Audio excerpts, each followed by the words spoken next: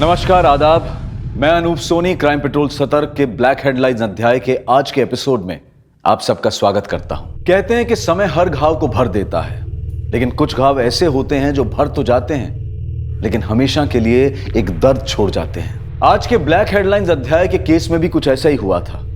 जब कुछ पुराने पाप उभर कर नए रूप में सामने आए तो उन्होंने कई जिंदगियों को जुर्म की चपेट में ले लिया। शादी कर ले उससे, लेकिन सोना मत। उसके साथ सोई ना तो फिर देख लेना।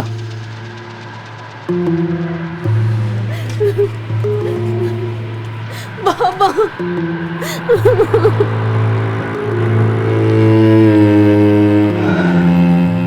तुम तो कह रहा था शादी नहीं करेगा। अरे यार, करनी पड़ रही है, बाबा नहीं मान रहे थे।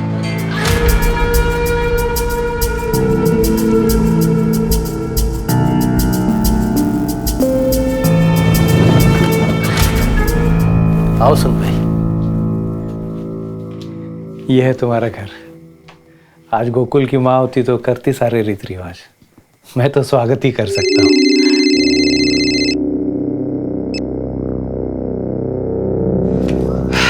क्या साला, सबकी शादी में तू बाल्टी भर के दारू पीता और खुद की बारी आई तो बात तक नहीं किया, सीधा घुस गया घर में।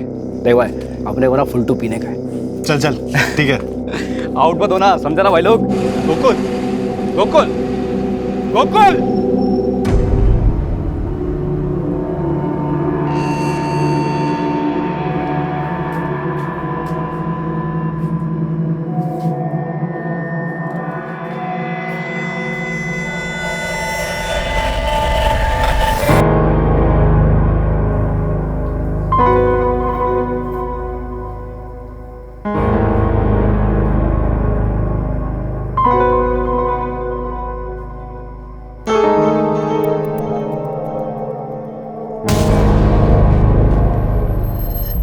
अब आज क्या हुआ है? सर दर्द है। एक और बहाना। 15 दिन हो गए हमारी शादी को। अगर यही सब करना था तो शादी क्यों की? थक गया हूं तुम्हारे बहाने सुन सुन के। कभी सर में दर्द, कभी पेट में दर्द। बहाना नहीं, आओ, सच में दर्द है।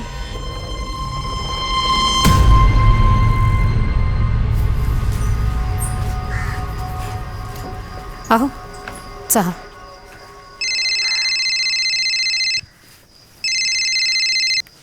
हेलो, हाँ साहब, चलेंगे ना साहब? हो साहब, मैं अब भी निकलता हूँ। मुंबई का भाड़ा है, मैं बस यूं गया और यूं आया। और वैसे भी आज की रात मेरे लिए बहुत स्पेशल है। लवकर है। कहाँ जा रहे हैं? मुंबई जा रहा हूँ बाबा। अच्छा, सीधे जा और सीधे आ। दोस्तों के साथ बैठने आने कहीं। और कितने बजे तक आएगा? 11 बजे तक लौट आऊंगा बाबा।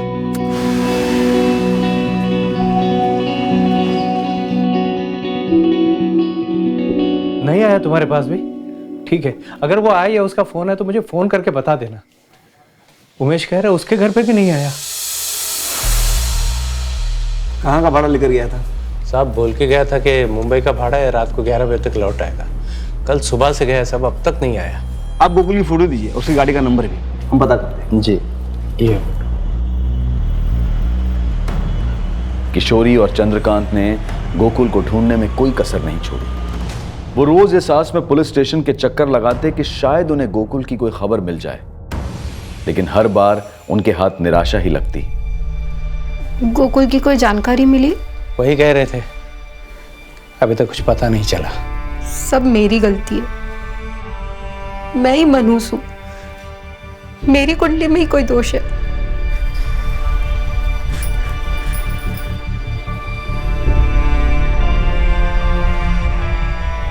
समय बीतता गया, लेकिन लाख कोशिशों के बावजूद गोकुल का कुछ पता नहीं चला।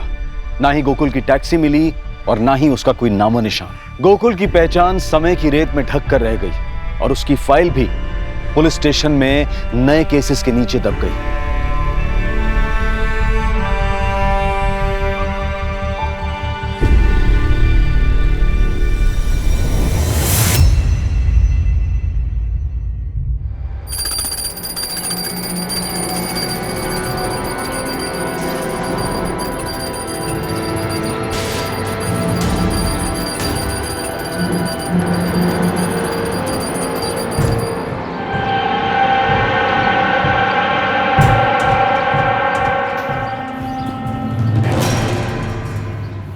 किशोरी, क्या कर रही हो ये? क्या कर रही हो तुम? कितनी बार समझाया मैंने तुम्हें कि रोहन को खुद का काम खुद करने दो। स्पेशल स्कूल में दाखिला करवाया इसका मैंने, अच्छे से अच्छे डॉक्टरों के पास इलाज करवा रहा हूँ कि ठीक हो जाए मेरा लड़का, लेकिन तुम हो के उसे खुद से उभरने ही नहीं दे रही। देख, मेरा बेटा है ये, मेरा दिलीप महाजन का, वो खुद का काम खुद करेगा, खुद स्कूल में जाएगा, तैयार होगा, खुद अपने हाथ से दूध पिएगा। समझ तो ना तुला? हाँ बोल। हाँ ठीक है, चल ठीक है, ठेव ठेव। वो वाघमारे को बोल के रेती का ट्रक छुड़ाने के लिए बोलो। साइड पे काम अटका हुआ है।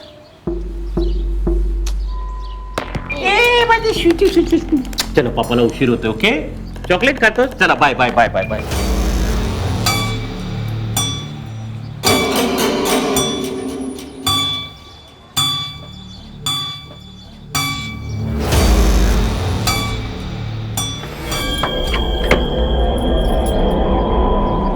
अबे सुनील, तू?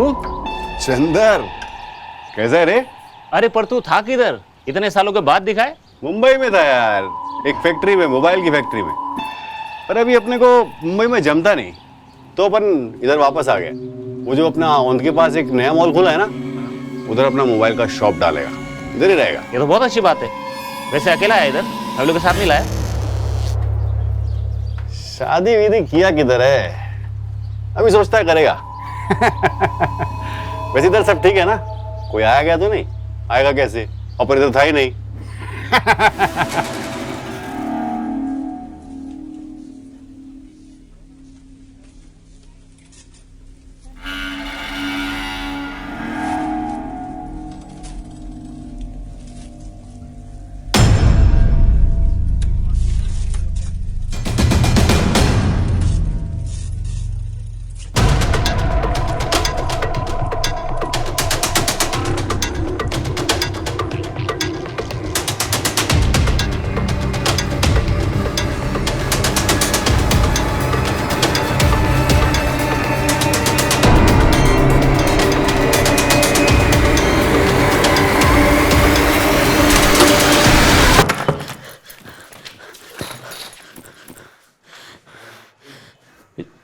काय झालं रे किशोरी?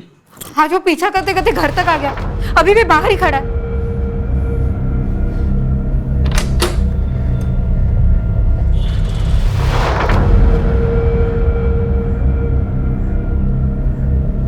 कोई भी तो नहीं बाहर? अहो मी सांगते ना, अब भी बाहर था वो। तेरे दिमाग के अंदर प्रॉब्लम है किशोरी। तुझे ऐसा बार बार लगता है कि कोई पीछा कर रहा है, लेकिन क्यों करेगा तेरा पीछा कोई? लेकिन ये पहली बार तो नहीं हुआ है ना। उस दिन जब मैं अगरबत्ती लेने गई थी तब भी वो मेरा पीछा कर रहा था। चल मी मंगेला सांगतो, तुम्हारे साथ जाएगा जहां जाना होगा। उसकी जरूरत नहीं है। अगली बार किसी ने मेरा पीछा किया तो मैं पुलिस स्टेशन चली जाऊंगी।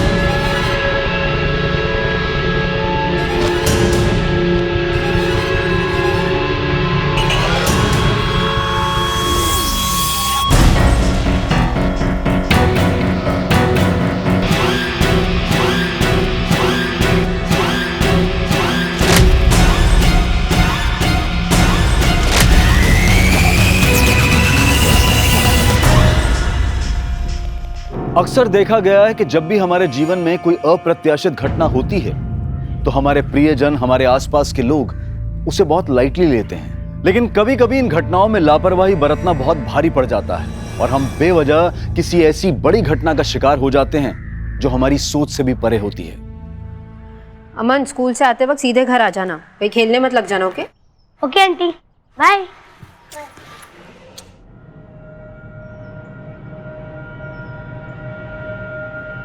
संगीता, हाँ ताई, मैं मार्केट होकर आ रही हूँ। माधुरी का ध्यान रखना, मला जरा वेळ लागेल ना। जी।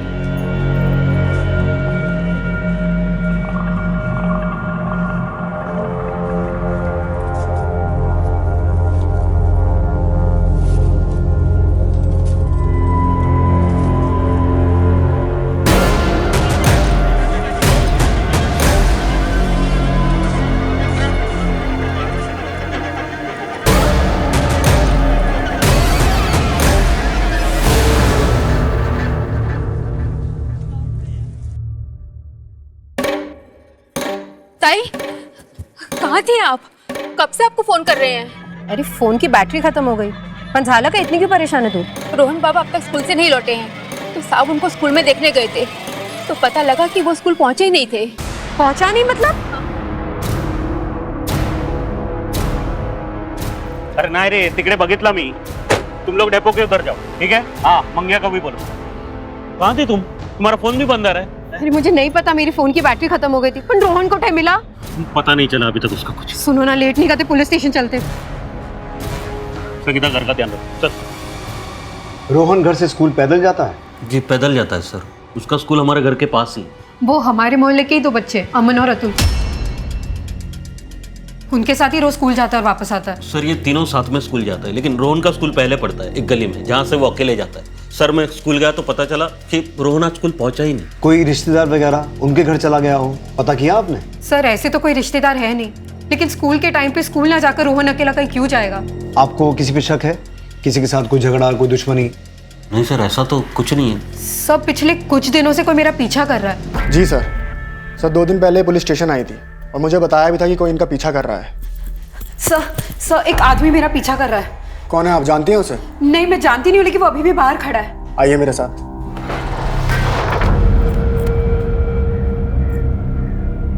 कोई भी तो नहीं है मैडम? अब भी यही खड़ा था वो। क्या हुआ? फिर किसी ने पीछा किया? हाँ हो, आप कौन? ये मेरे पति हैं, दिलीप महाजन। मैंने इन्हें फोन करके बुलाया। कौन पीछा कर रहा था? आपको चेहरा याद है? स्केच बनवा सकती हैं? मैंने कभी उसे ठीक से देखा नहीं, वो पूरी तरह सामने नहीं आता था। दिलीप जी, हाँ सर। आप काम क्या करते हैं? आप? मैं कॉन्ट्रैक्टर हूँ, सिविल। तो आपको किसी का फोन आया? I mean, फिरौती के लिए? अभी तक तो नहीं सर। मेरा रोहन बहुत छोटा है सर, प्लीज उसे जल्दी ढूंढिए। आप फिक्र मत कीजिए, हम पूरी कोशिश करेंगे। आपको कोई भी इंफॉर्मेशन मिले हमें बताइए।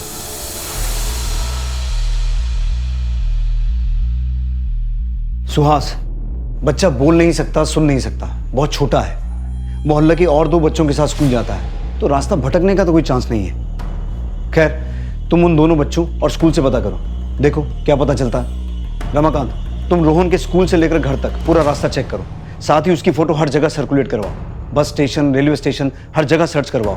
कोई भी इंफॉर्मेशन मिले इंपॉर्टेंट हो सकती है। ये सब तुम्हारे कारण हुआ है। रोहन को स्ट्रॉन्ग बनाओ, स्कूल अकेला भेजो, यही बोलते थे ना तुम। आता बगा, मेरे बेटे का किसी ने किडनैप कर लिया। किशोर, तू ऐसा क्यों समझते है कि किसी ने किडनैप कर लिया उसे? देख देख, पुलिस ढूंढ रही है उसे, मिल जाएगा वो। पता नहीं किस साल में होगा मेरा रोहन।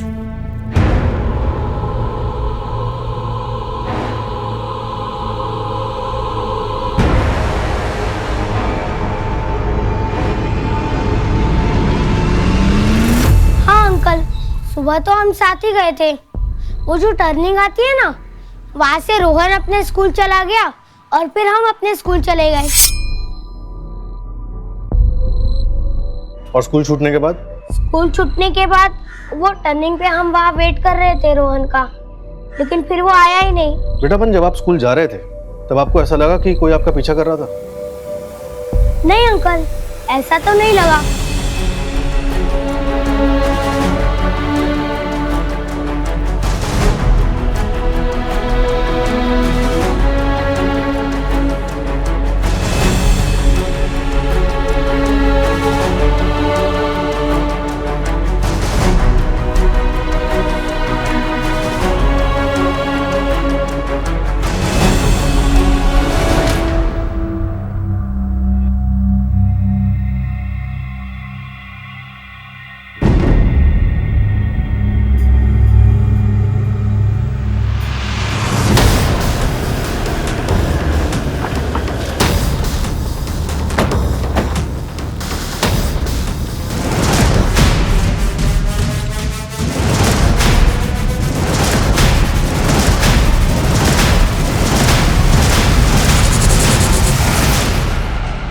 सर लगता गला दबा के मारा गया।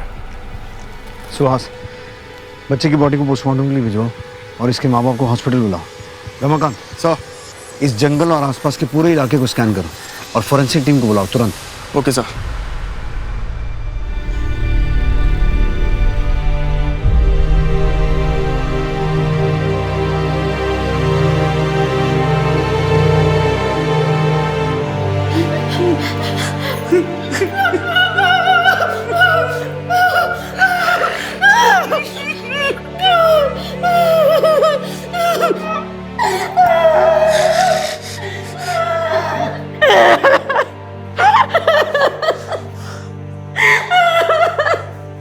किशोर, ये उसी का काम है। मार दिया उसने मेरे बच्चे को। मैंने पहले भी कहा था, किसी ने नहीं सुनी मेरी।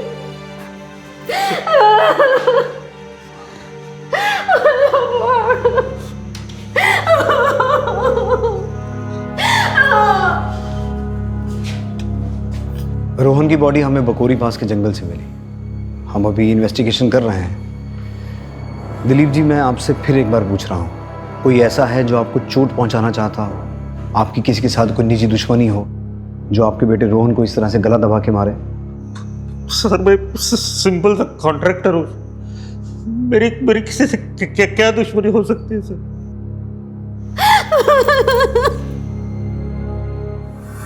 हे बघा, इथे मिसिंग कंप्लेंटची लाईन लगलेली आहे और वैसे भी सरकार 7 साल के बाद मृत्यु का अनुमान लगाकर केस को बंद कर देती है और आपके केस को तो 9 साल हुए हैं। फिर आपका बेटा तो जवान था, अगर जिंदा होता तो लौट कर नहीं आता। लौट कर नहीं आएगा मतलब मर गया क्या? अगर मर गए तो ऐसे पक्की खबर दो ना, तो फिर मैं बार बार आपके यहाँ नहीं आऊंगा।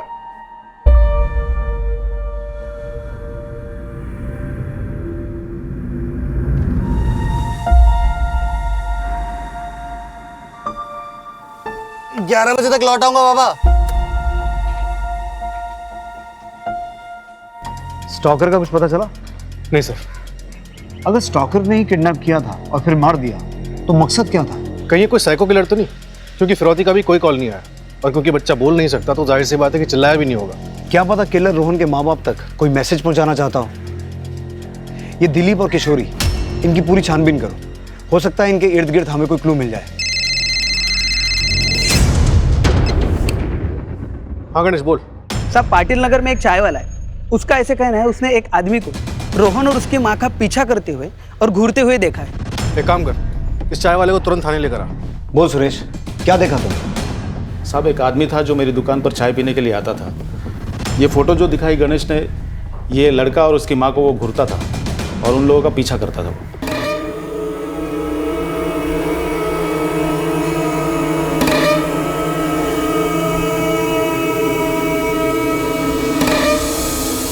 कौन था वो आदमी? इससे पहले भी तेरी दुकान पे कभी आया है? नहीं साहब, वो कुछ दिनों से मेरी दुकान पे आ रहा था। शक्ल याद है? स्केच बनवा सकते हो? जितना याद है बता दूंगा साहब।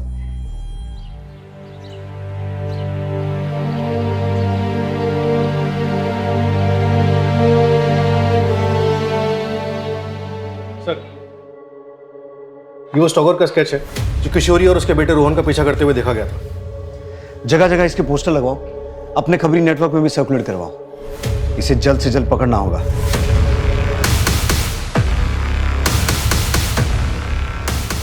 हाँ, कुछ ऐसा ही था वो आदमी जो मेरा पीछा करता था, पर इसने रोहन को क्यों? किशोरी जी, आपने तो इसे देखते ही पहचान लिया, लेकिन जब पिछली बार हमने आपसे स्टॉकर का चेहरा पहचानने की बात की थी तो आपने इनकार कर दिया था। सर, मैंने आपको पहले भी बोला था, ऐसे साफ साफ मुझे याद नहीं, क्योंकि वो कभी पूरी तरह सामने नहीं आता था। ये कौन है मैं इसे नहीं जानती।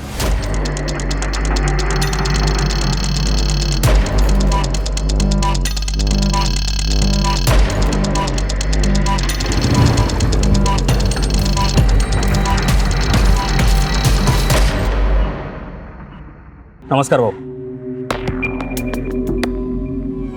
बरोबर देख ले, पुलिस ढूंढ रही है इसे। उससे पहले तुम्हें उसे ढूंढना है। आप टेंशन मत लो भाऊ, हो जाएगा।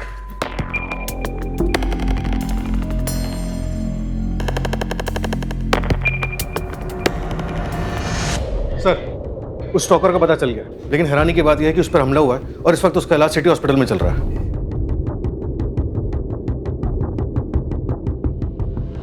आदमी का नाम सुनील है और उस पर चाकू से वार किया गया था। हथेलियां बाहर आ चुकी थी। वो खुद अपने पेट को समेट कर यहां तक आया था। अब वो खतरे से बाहर है, आप उससे पूछताछ कर सकते हैं। Thank you.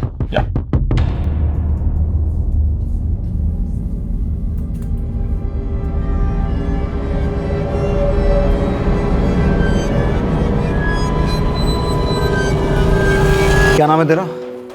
सुनील साहब। ये क्या हुआ, कैसे हुआ? अपन पैदल अपने घर वापस जा रहा था, तभी रास्ते में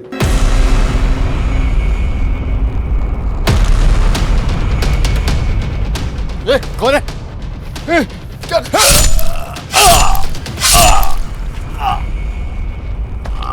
तो क्या लगता है तुझे किसने हमला करवाया ये? अपन का तो किसी से कोई दुश्मनी भी नहीं है साहब। अभी कुछ ही दिन हुए अपन को पुणे आए साहब। ये औरत, इसका पीछा क्यों करता था तू?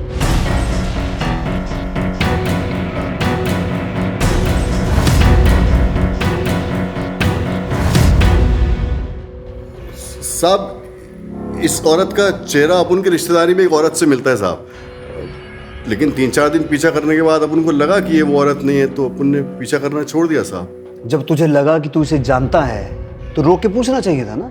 अब साहब ऐसे कैसे रास्ते में किसी लेडीज से बात करता साहब? किसी लेडीज का पीछा कर सकता है लेकिन उसे रोक के पूछ नहीं सकता। और ये बच्चा इसे जानता है? हाँ साहब, ये भी इसी औरत के साथ ही रहता था साहब। पर हुआ क्या है साहब? मर्डर।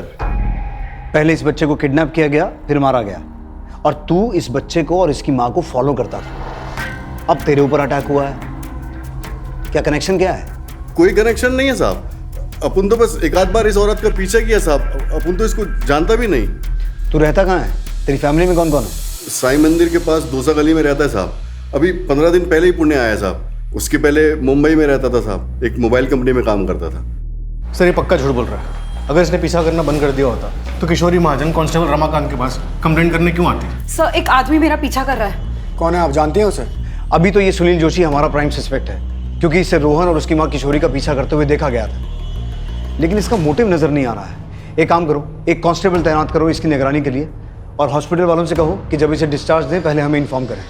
फिलहाल के लिए पुणे में जहाँ ये रहता है उसके आसपास और मुंबई से इसका बैकग्राउंड चेक करवा। सर मैंने किशोरी और दिलीप के घर काम करने वाली मेट संगीता से बात की। क्या कहा उसने? मेरा नाम तो नहीं आएगा ना, नहीं तो मेरा काम छूट जाएगा। संगीता तू टेंशन मत ले, जो जानती है सच बता दे, तुझे कुछ नहीं होगा। मेरे को तो लगता है कि दिलीप साहिब रोहन बाबा से प्यार ही नहीं करते थे। बार बार समझा ना कि उसे खुद का काम खुद करने दो। कौन सा पाप किया था कि मुझे ऐसा बेटा पैदा हुआ मेरे? जहां भी जाता हूँ लोग बोलते दिलीप भाव का लड़का देखो, बोल नहीं सकता, सुन नहीं सकता। अच्छा था पैदा होते ही मर जाता।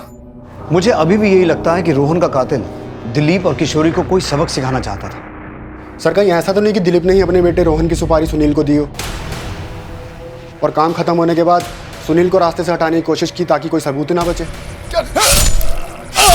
अभी किसी नतीजे पर नहीं पहुंचा जा सकता। सारे एंगल्स ओपन रखो। ये पता लगाओ कि सुनील जोशी और दिलीप महाजन का आपस में कोई कनेक्शन है क्या? तब तक मैं किशोरी से बात करता हूँ। सर कौन सा बाप अपने बच्चे से उम्मीदें नहीं बांधता?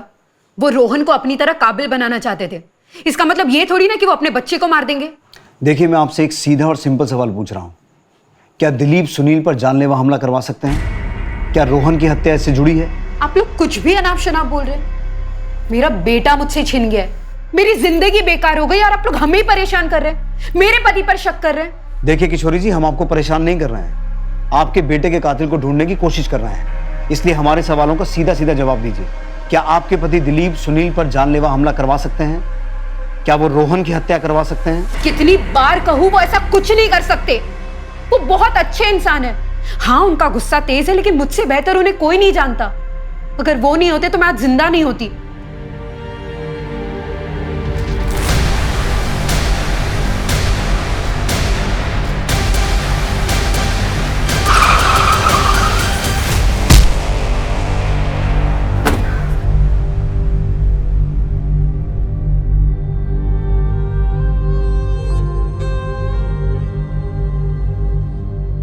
आप ही सोचिए, जिसने मेरी जान बचाई, मुझसे शादी की, मुझे सहारा दिया, वो भला अपने बेटे की जान कैसे ले सकता है? अब मुझे आपसे कोई बात नहीं करनी है।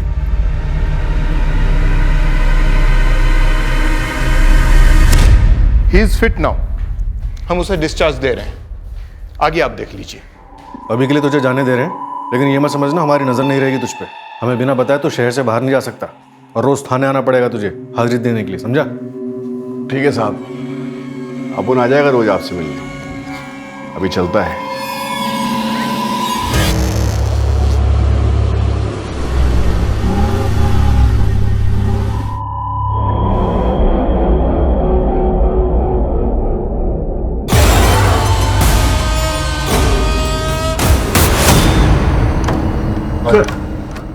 पिछले कुछ दिनों में आसपास के एरिया में जो कंकाल के अलग अलग टुकड़े मिलने के कंप्लेंट्स आ रहे थे, उसमें आज एक और बढ़ोतरी हुई है। किसी गाड़ी के नीचे कंकाल का सर मिला है। अभी तक जितनी भी हड्डियां मिली हैं सबको FSL लैब में टेस्टिंग के लिए भिजवाओ और रिपोर्ट मंगवाओ।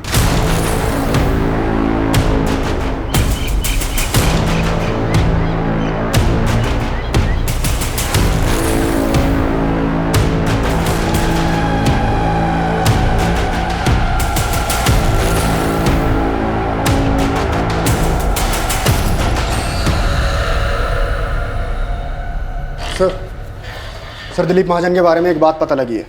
सर दिलीप ने हिस्ट्री शीटर दगड़ू सावंत को सुनील को मारने की सुपारी दी थी। नमस्कार बाबू।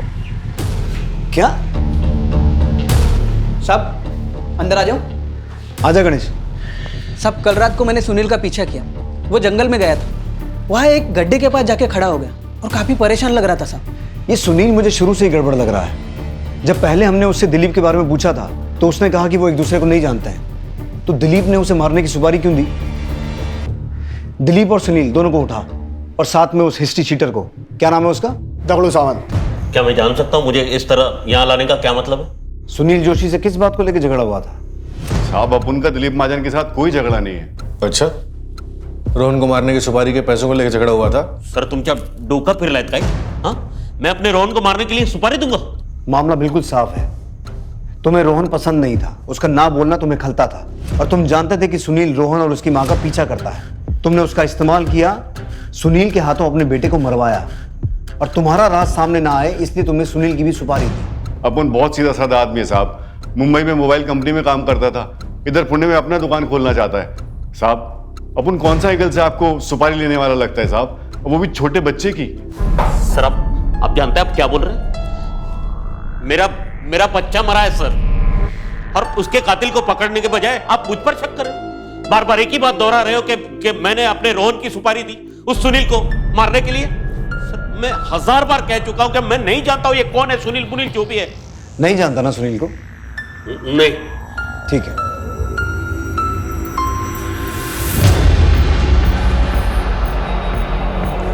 अब भी तू यही कहेगा कि तू सुनील को नहीं जानता? बोल।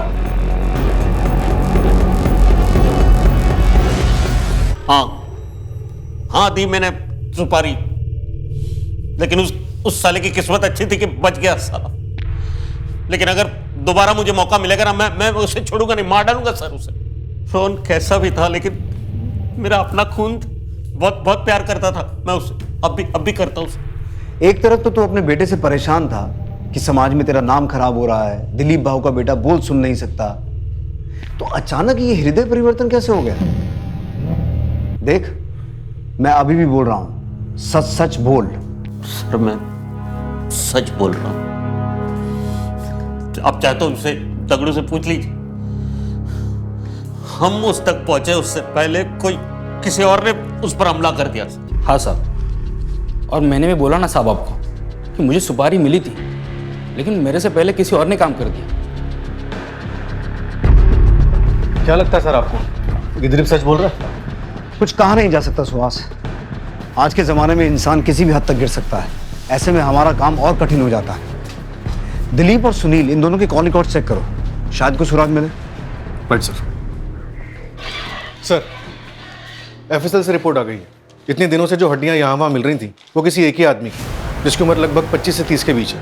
और सर ये हड्डियां 9 साल पुरानी है। एक ही आदमी की? कोई 9 साल बाद इन हड्डियों को गड्ढे से निकालकर यहाँ वहाँ क्यों फेंक रहा है? सर ये सुनील भी 9 साल बाद यहाँ आया है। मुंबई में था यार, एक फैक्ट्री में, मोबाइल की फैक्ट्री में। और गणेश ने सुनील को जंगल में एक गड्ढे के पास खड़े देखा था। सर यही वो जगह है जहां मैंने सुनील को देखा था।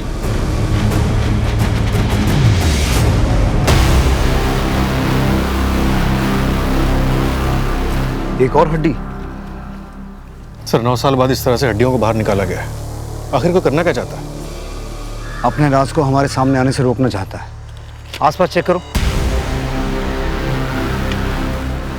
सुहास,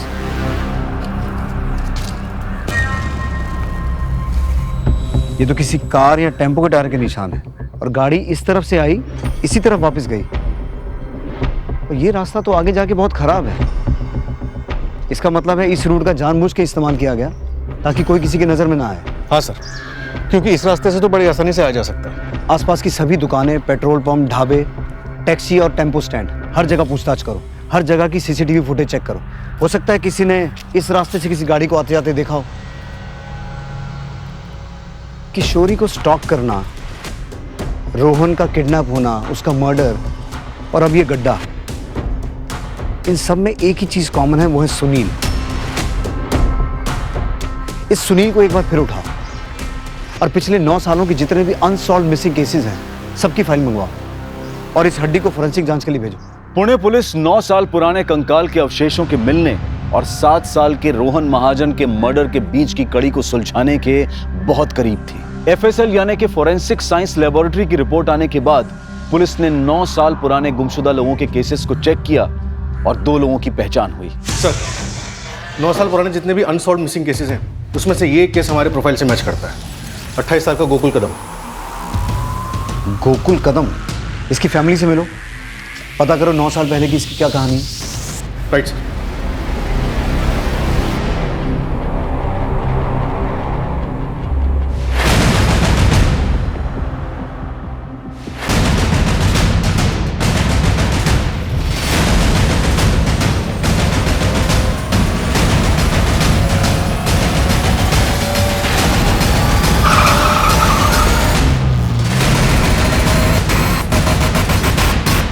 क्या? हाँ सर।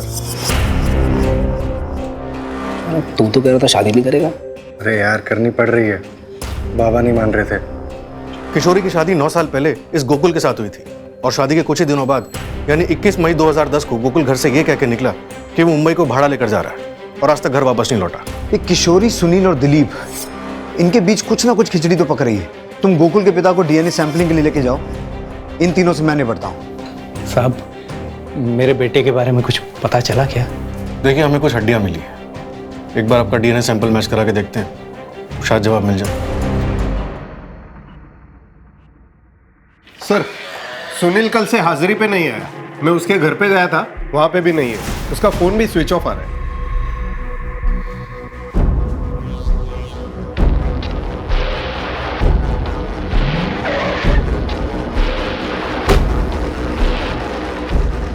मेरे बेटे के कातिल का मिलना तो दूर, अब मेरी पत्नी भी गायब हो गई, फोन भी बंद आ रहा है उसका। क्या?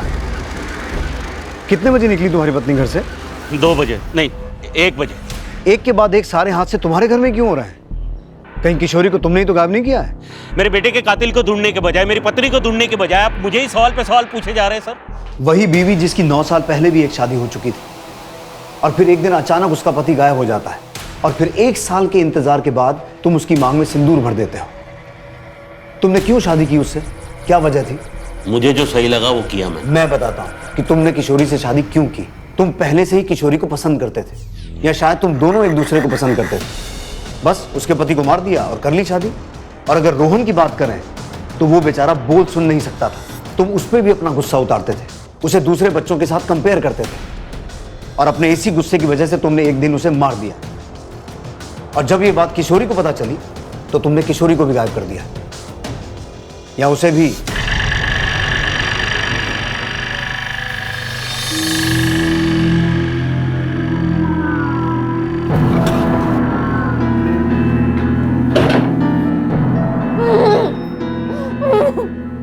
मुझे मेरी बच्ची के पास जाना, छोटी है वो, मेरे बिना नहीं रह पाएगी। क्यों कर रहे हो ऐसा?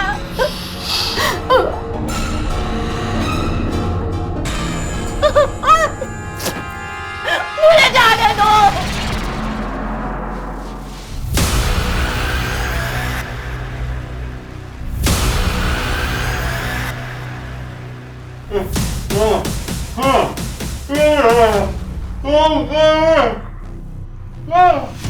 जिस जंगल के गड्ढे से गोकुल कदम के अवशेषों को निकाला गया था, पुलिस ने हाईवे से उस जंगल को कनेक्ट करती हर सड़क पर लगे सीसीटीवी कैमरा के फुटेजेस को घंटों घंटों बैठकर देखा और एक सीसीटीवी फुटेज में उन्हें एक टेम्पो जंगल की तरफ जाता और फिर वापस आता दिखाई दिया और ये टेम्पो किसी पकिया नाम के आदमी का था।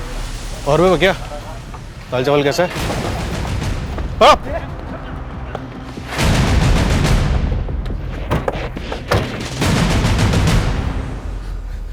मुंह खोलने के लिए और टाइम चाहिए तो बाद में आता हूँ। साहब बताता हूँ साहब। साहब एक आदमी ने मेरा टेम्पू किराए पे लिया था। इन दोनों में से कौन था? में से कोई नहीं था साहब। तो बोल कौन था?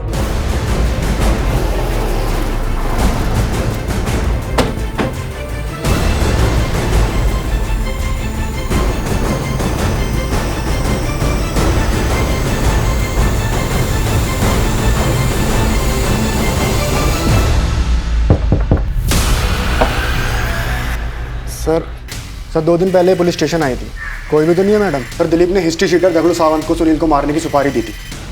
आप लोग यहाँ पे? हमें नहीं पता था हमारे बीच रहकर इतना बड़ा खेल खेलने वाला हमारा अपना ही आदमी है। सुहास तलाशी लो घर की।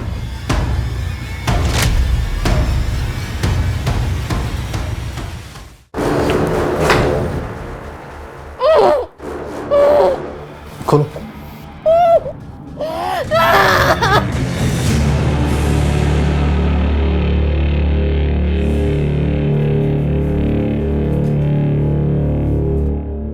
अब सिर्फ सच बोलना बेहतर होगा तेरे लिए।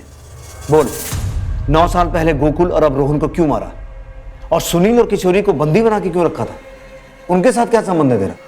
सब बताता हूँ, लेकिन सर एक बात है कि मैंने रोहन को नहीं मारा है। बाकी सब कुछ बताता हूँ। किशोरी और मेरे भी संबंध थे। हम दोनों एक दूसरे से प्यार करते थे। मैं तुमसे प्यार करती हूँ रमाकांत, किसी और से शादी कैसे कर सकती हूँ? शादी कर ले उससे, लेकिन सोना मत। आगे जो करना है वो मेरे पर छोड़ दे। अगर उसके साथ सोई ना तो फिर देख लेना। जाति अलग होने की वजह से घर वाले राजी नहीं थे, इसलिए हम शादी नहीं कर सकते थे। फिर एक दिन किशोरी के पिता ने गोकुल से उसकी शादी कर दी। हमने पहले ही तय कर लिया था कि शादी भले ही गोकुल से हो जाए, लेकिन वो रहेगी सिर्फ मेरी, और वक्त आने पर हम शादी कर लेंगे। मैंने रमाकांत की बात मान ली और तय कर लिया कि मैं गोकुल से दूर ही रहूंगी और उसे भी अपने करीब नहीं आने दूंगी। अब आज क्या हुआ है? सर दर्द है। एक और बहाना। 15 दिन हो गए हमारी शादी को। अगर यही सब करना था तो शादी क्यों की? लेकिन गोकुल का गुस्सा बढ़ता गया और एक दिन आज मैंने फैसला कर लिया है कि किसी भी कीमत पर तुम्हारा पति बन के दिखाऊंगा। आज रहने दो, आज मेरा व्रत है। कल आप जो बोलोगे वो मैं करूंगी। सर मैंने ही एक फर्जी नंबर से गोकुल को फ़ोन किया और उसकी टैक्सी मुंबई के लिए बुक की। तुम टैक्सी चलाते हो ना? हाँ साहब। मुंबई जाना है। चलेंगे ना साहब? रात तक वापस आ जाएंगे। मुंबई का भाड़ा है। मैं बस यूं गया और यूं आया। जब वो उस जगह पहुंचा तो मैंने सुनील के साथ मिलकर उसको मार दिया।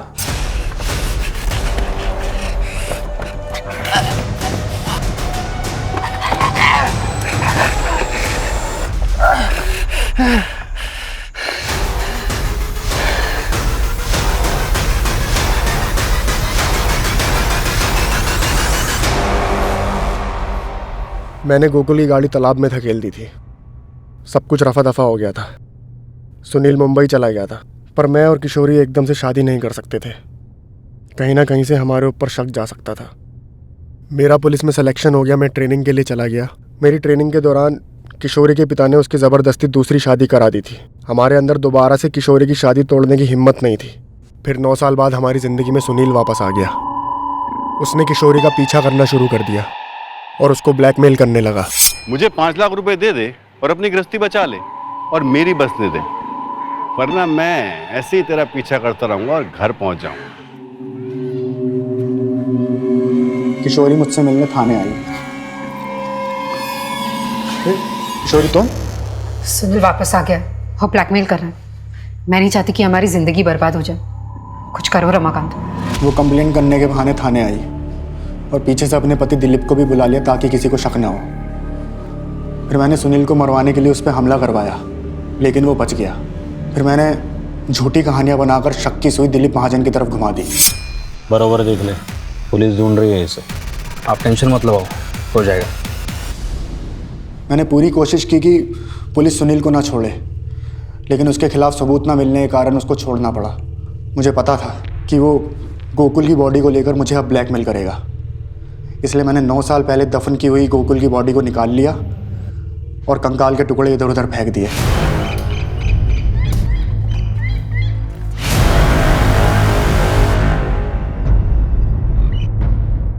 सुनील के लिए मेरा शक यकीन में बदल गया जब मैंने उसे गड्ढे के पास देखा।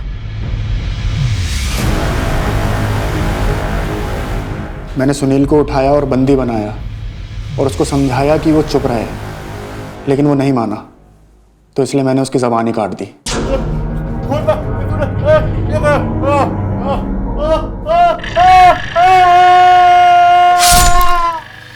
और किशोरी के अपहरण के पीछे का क्या ड्रामा है? वो मुझसे मिलने आई थी, लेकिन वो गन ले आई। मुझे लग रहा था इन सब के पीछे का जिम्मेदार मैं हूँ। अपने बच्चे के अपहरण से वो हताश हो चुकी थी। उसने बिना मुझसे पूछे आप लोगों से कंप्लेंट कर दी। रोहन की हत्या और सुनील के पीछे पड़ जाने के बाद वो पूरी तरह से टूट गई थी। मुझे डर था कि वो अपने बच्चे के गम में सारी सच्चाई आपको ना बता दे, इसलिए मैंने उसको भी किडनैप किया।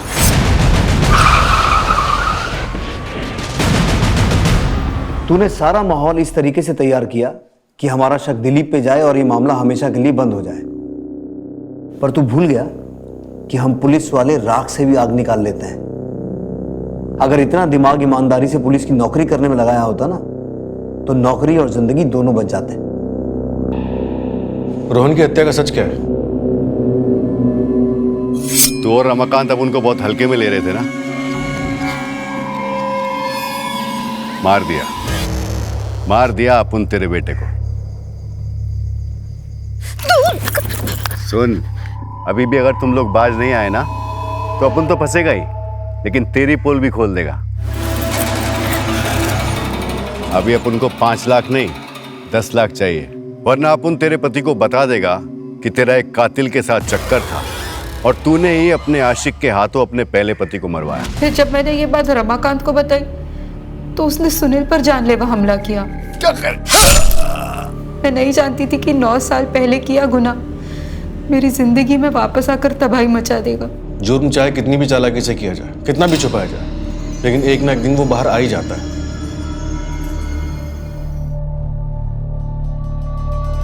आत्महत्या करने की कोशिश ढूंढता क्या? हाँ, मेरे साथ इतनी जिंदगी गुजारने के बाद इतना सब कुछ छुपाया तो मुझे एक बार कहाँ होता, एक बार तो आज हमारा रोहन ना जिंदा होता। किशोरी, लेकिन तुम्हें तो ना मुझसे प्यार है, रोहन से ना ही रामी से। ये सब झूठ है। मुझे आपसे सच्चा प्यार है और इसी सच्चे प्यार को खोने के डर से मैंने आपसे सब कुछ छुपाया। मुझे माफ कर दो।